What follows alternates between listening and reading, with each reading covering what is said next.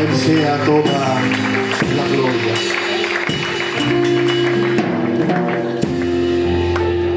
Gloria al Señor esta tarde. Bueno, pues como la Iglesia ya sabe, seguimos con el tema de la oración y mi tema es el fin o el propósito de la oración. La verdad que el día que estuvimos hablando con el pastor y los ministerios aquí porque esto de los sermones expositivos que estábamos haciendo se paró porque realmente el pastor y los ministerios vieron la necesidad en la iglesia que se tenía que exponer el tema de la oración.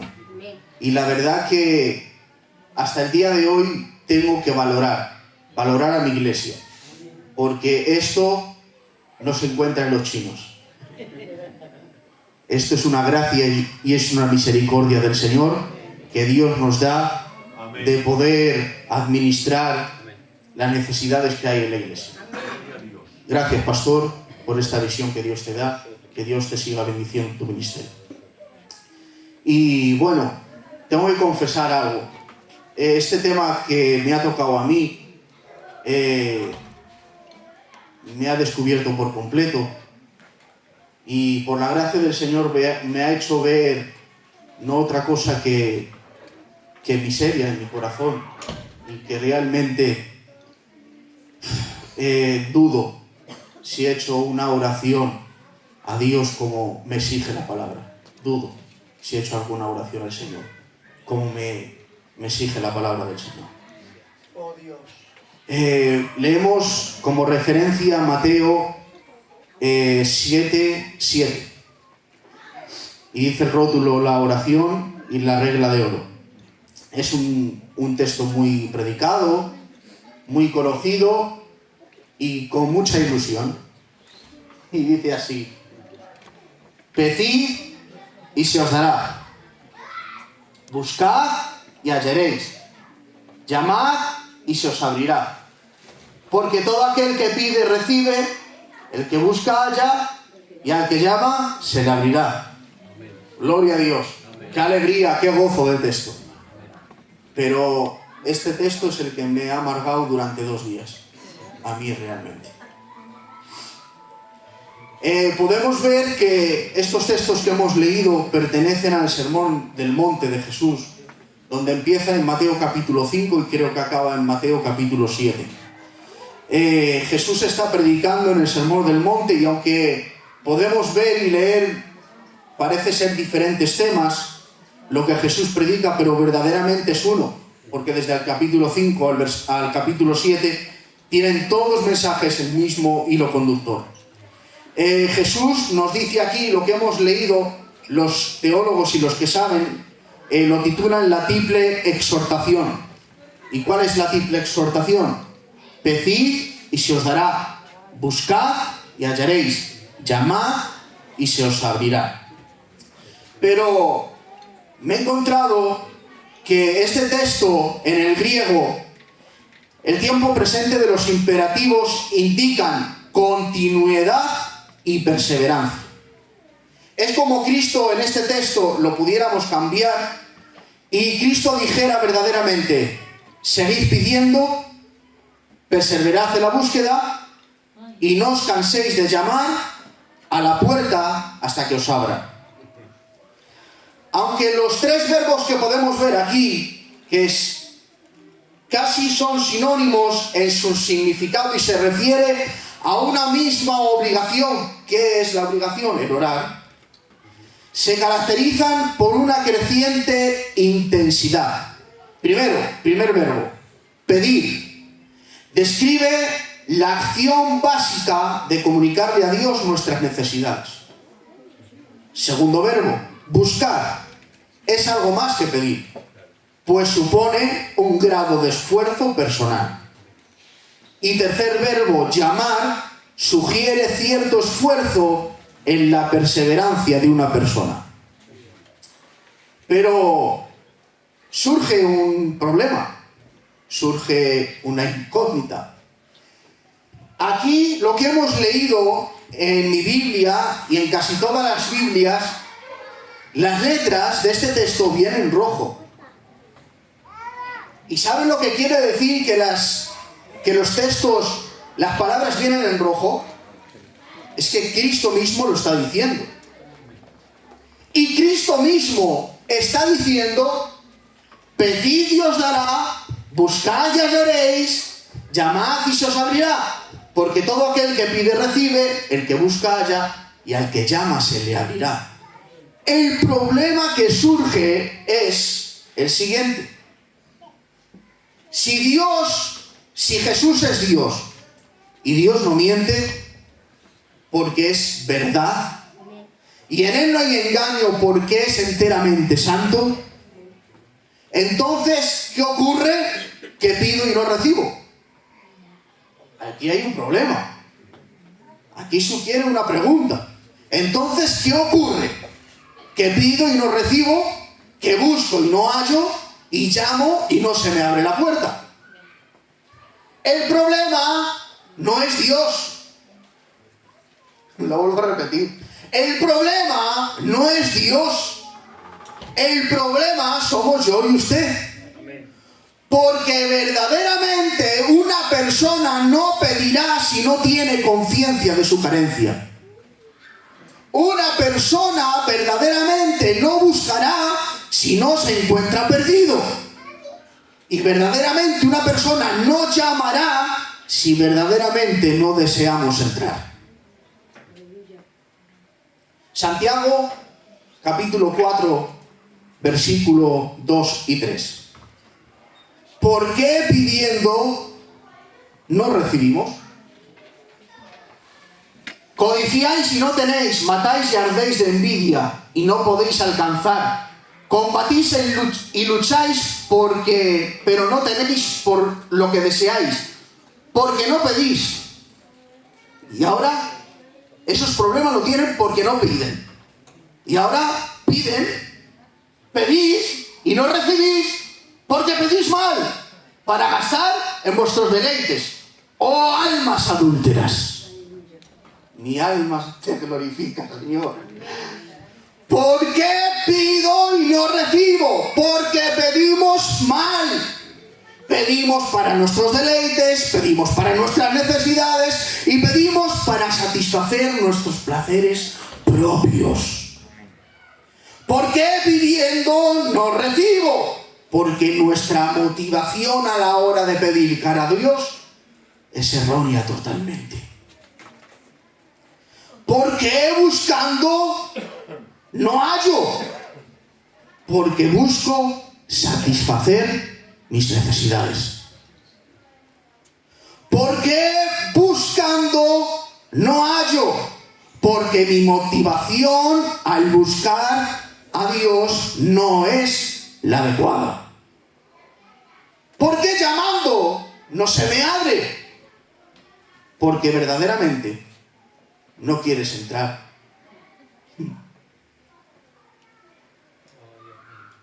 Primera de Juan, capítulo 5, verso 14.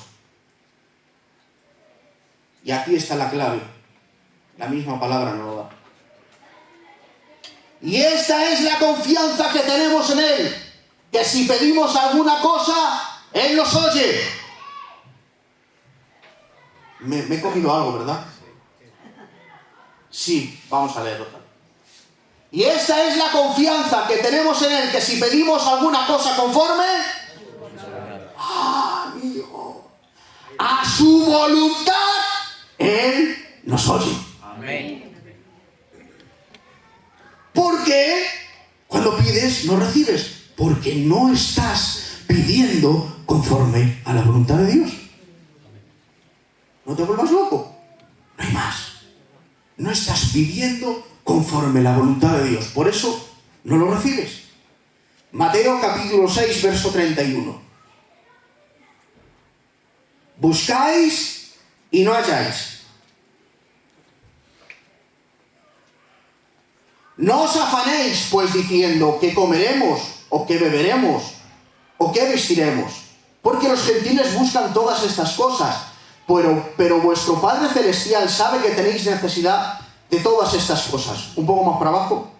Mas buscad primeramente el reino de Dios y su justicia, y todas estas cosas os serán añadidas.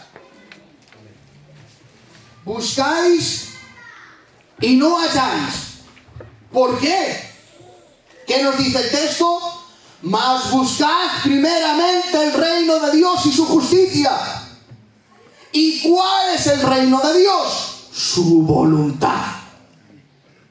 Buscad primeramente el reino de Dios y su justicia, y todas estas cosas os serán añadidas. ¿Por qué buscando no hallamos? Porque no estamos buscando primeramente su reino, su justicia y su voluntad. Por eso no hallamos. Llamáis y no se abre la puerta. Dios nunca, lo vuelvo a repetir, Dios nunca te abrirá una puerta en la que tu voluntad se cumpla, tus deseos sean realizados y tus motivaciones extrañas se cumplan. ¡Nunca! Dios te abrirá cuando estés dispuesto a que la voluntad de Dios se haga y que Dios haga lo que quiera y como quiera. El fin de la oración o el propósito de la oración, atentos, no es que su oración y mi oración cambien la voluntad de Dios, sino que por medio de la oración tú te adhieras, te adjuntes, te sometas a la voluntad de Dios. Amén. No lo intentes. No puedes. Es imposible. Y sugiere otra pregunta. Si mi oración no puede cambiar la voluntad de Dios, ¿para qué oramos? Párate, tienes un serio problema. Haz un stop. Tenemos un serio problema. No has entendido para qué fue hecha la oración. Si en tu mente se ingeniera esta pregunta, ¿para qué oro si Dios va a hacer lo que Él quiera? Es que no has entendido verdaderamente el fin y el propósito de la oración. Daniel capítulo 4, verso 28. Madre mía de mi corazón.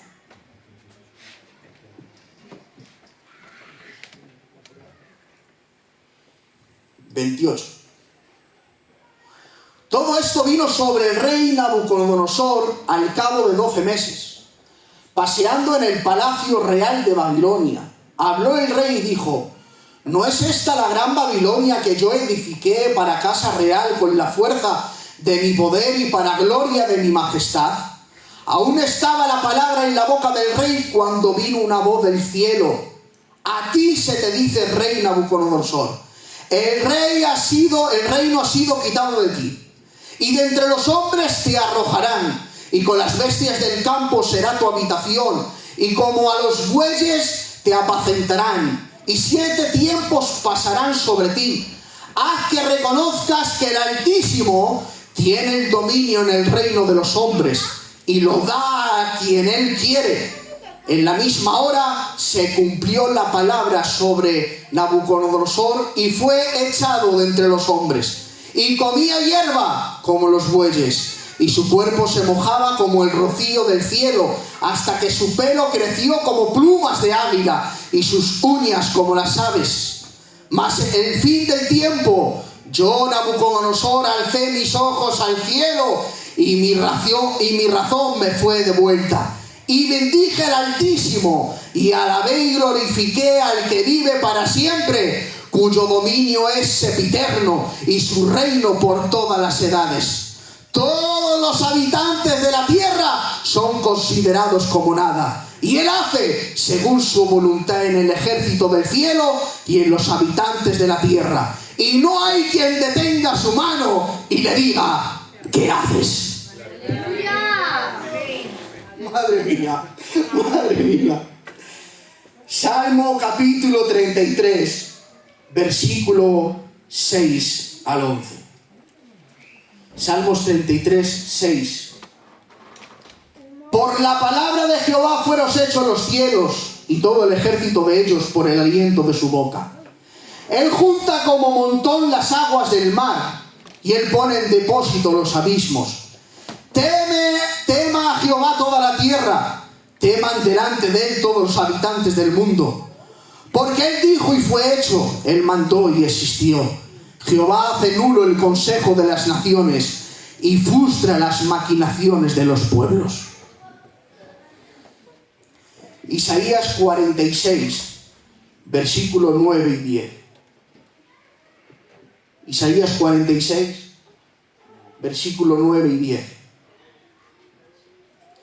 Acordaos de las cosas pasadas desde los tiempos antiguos, porque yo soy Dios, y no hay otro Dios, y nada hay semejante a mí. Que anuncio lo por venir desde el principio, y de la antigüedad lo que aún no era hecho. Hermanos, hermanas, cuando oras, te presentas delante de un Dios soberano. Soberano. Inmutable. Que ni nada ni nadie lo podrá mover. Ni tus oraciones, ni las mías. El plan y la voluntad de Dios es inconmovible. Su voluntad es inmutable porque Dios es inmutable. Y voy a hacer una pregunta. ¿Acaso usted y yo tenemos autoridad sobre el cielo y la tierra?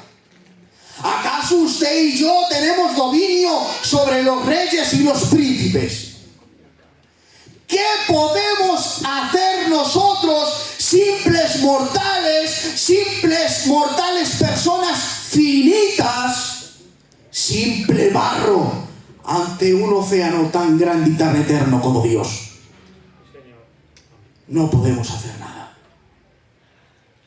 No podemos hacer nada. Pon la imagen, César, del texto. Isaías 45, 9. Esta es la nueva traducción viviente. Y dice Isaías 45, 9. ¿Qué aflicción les espera a los que discuten con su Creador? ¿Acaso discute la olla de barro con su hacedor? Reprocha el barro al que le da forma diciéndole: detente, lo estás haciendo mal. Exclama la olla: ¡qué torpe eres! Es fuerte, ¿eh? Pero usted y yo lo hacemos. Piensa, medita. ¿Cómo ora usted? Si decimos a Dios de la manera que lo tiene que hacer: Señor, mira esto, pero lo otro, si no, así, mira, para aquí, para allá. Pero tan ignorantes somos. Tan ignorantes somos que nos presentamos delante de Dios y nos atrevemos a decirle cómo tiene que hacer las cosas. Él va a hacer las cosas, si las hace, como Él quiere. Y perdonadme la expresión, como a Él le da la gana. Porque Él es Dios. Y Él hace lo que quiere, como quiere, con la persona que quiere, sin dar explicaciones a nadie, porque Él es Dios. Y nosotros simples humanos, pecadores, inservibles, hechos de barro. El fin de la oración no es para cambiar la voluntad de Dios. No lo intentes, no puedes hacerlo. Entonces, ¿qué hacemos? Nada, ora. ¡Ora! Vamos a orar para que su voluntad se realice en nuestra vida. Esa es la línea que tenemos que tomar. Ora, vamos a orar, pero para que su voluntad se realice en mi vida y en su vida. Pero le voy a hacer una pregunta. ¿Está dispuesto?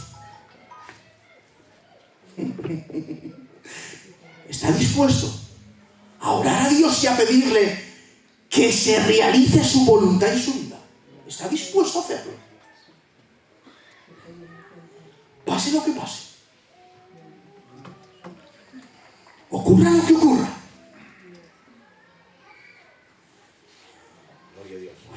su voluntad se va a cumplir como Él quiera que se quiera que cumpla. ¿Está dispuesto a decirle a Dios que se haga su voluntad? No sabemos lo que pedimos. No sabemos realmente lo que pedimos a Dios. Si es una frase modelo, el Señor me perdone.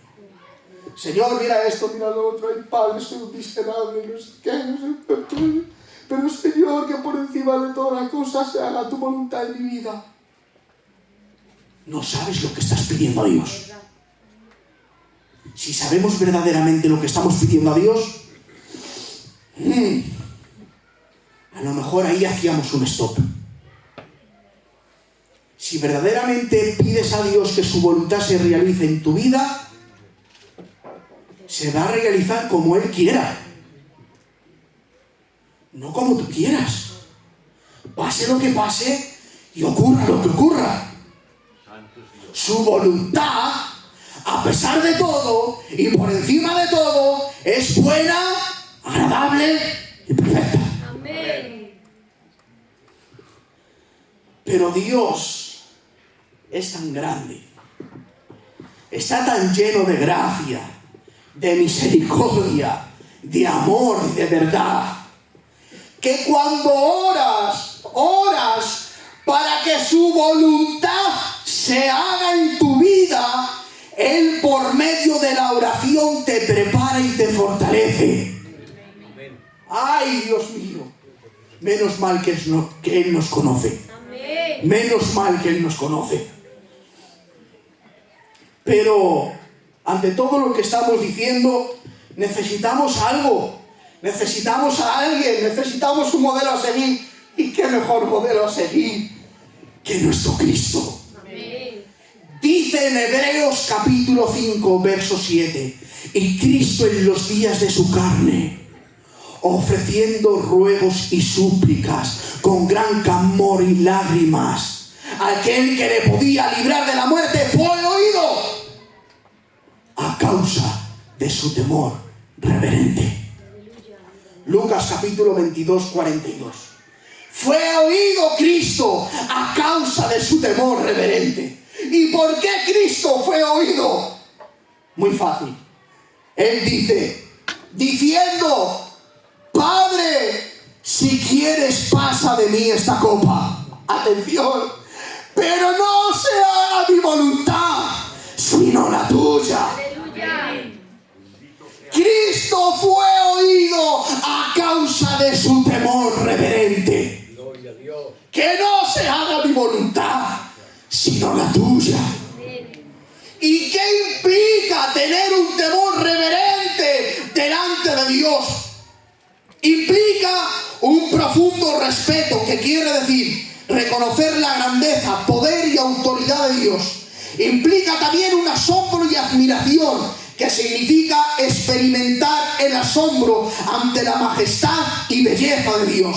También implica una sumisión, que es aceptar y obedecer los mandamientos y voluntad de Dios. También implica un desprecio por el pecado, que significa evitar las acciones y actitudes que son contrarias a la voluntad de Dios. También implica una confianza y dependencia, confiar en la providencia y el cuidado de Dios, sabiendo que Él siempre tiene el mejor plan para nosotros. Amén. Cristo y solamente Cristo es el mejor hombre que oró. Cristo y solo Cristo es el mejor hombre que oró y el mejor hombre que hizo la oración perfecta. Cristo y solo Cristo es el que oró a Dios con una oración verdadera. Solo Cristo, a Él la gloria, a Él la alabanza, a Él la pleitesía. Pero tengo una buena noticia, iglesia. Solamente en Cristo. Y si estás en Cristo, hombre y mujer que me escuchas, si estás en Cristo y por medio de Cristo, podrás hacer una oración perfecta a comunión con el Padre. Solo en Cristo podrás orar a Dios con una oración perfecta.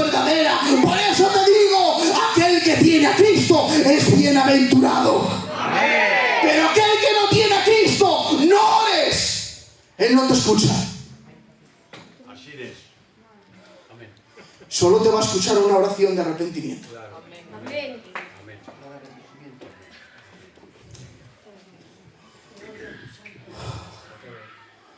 No se haga mi voluntad, sino la tuya.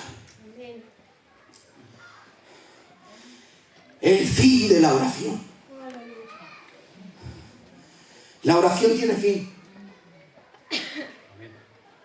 Pero yo me he creído que la oración era el fin. No. La oración tiene fin. ¿Por qué la oración tiene fin? Porque no es el fin. Muy bien. La oración es un medio. Muy bien. La oración es un medio que te lleva al fin. Entonces, ¿cuál es el fin que la oración como medio te lleva? ¿Qué fin tiene la oración? Primera de Crónicas, capítulo 29, versículo 11. Este es el fin que tiene la oración y que nuestras oraciones tenían que tener. 29, 11. Tuya es, oh Jehová, la magnificencia, el poder, la gloria, la victoria y el honor, porque todas las cosas que están en los cielos y en la tierra son tuyas.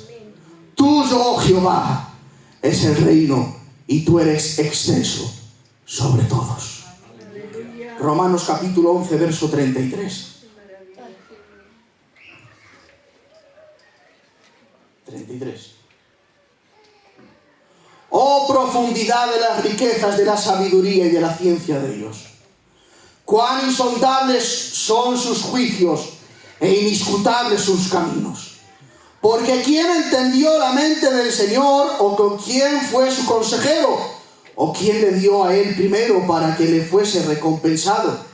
Porque de él, y por él, y para él son todas las cosas. A él sea la gloria por los siglos de los siglos.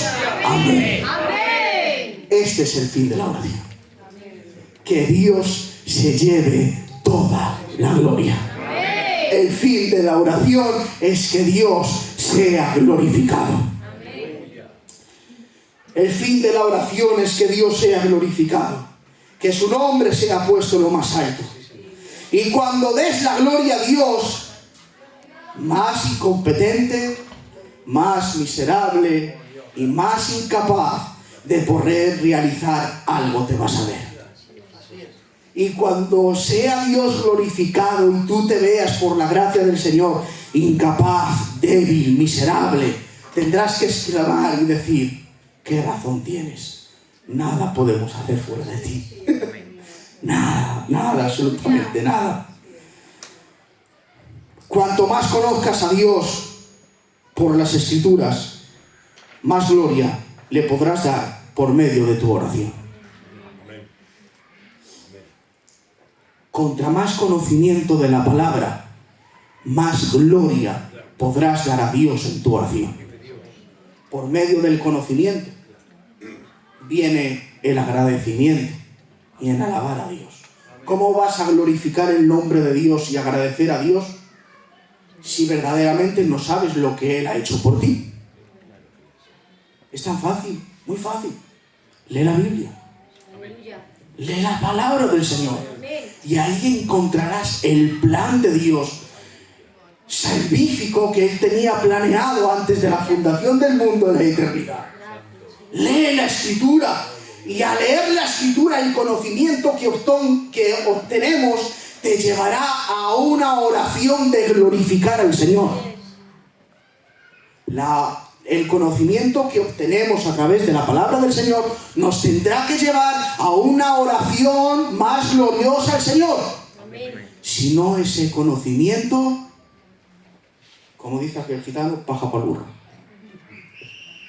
Si no te lleva a glorificar más al Señor y a exaltar su nombre, malo. ¿Y qué patrón a seguir podemos tener de dar la gloria a Dios en nuestra oración? No voy a leerlo porque es muy largo. Lo he leído en mi casa, pero les recomiendo, por favor, que cuando vayan a casa le lean. Ni más ni menos que Juan 17. La oración sumo sacerdotal de Jesús. Leerla en casa. Ahí van a poder ver verdaderamente una oración que glorifica y exalta el nombre de Dios. Pero me he encontrado con una oración de un hermano llamado Charles Spurgeon y me ha hecho mucho bien. Y le he apuntado. Y nuestro hermano dice: Padre amado, tú sabes lo que me traerá este día y lo que sucederá el resto de mi vida. Pongo en ti toda mi confianza, sabiendo que tú me acompañas en todo momento. Señor, mi anhelo es glorificarte en todo lo que hago. Guíame, Señor, por favor. Ayúdame a vivir dentro de tu voluntad y a recordar la salvación y la vida eterna que me has dado a través de tu Hijo. Gracias, Señor, porque tú me conoces desde antes de nacer. Te alabo y te glorifico hoy y por siempre, en el nombre de tu Hijo amado Jesucristo. Amén. Amén. Inclinen sus ojos, por favor. Cierren sus ojos. Aleluya.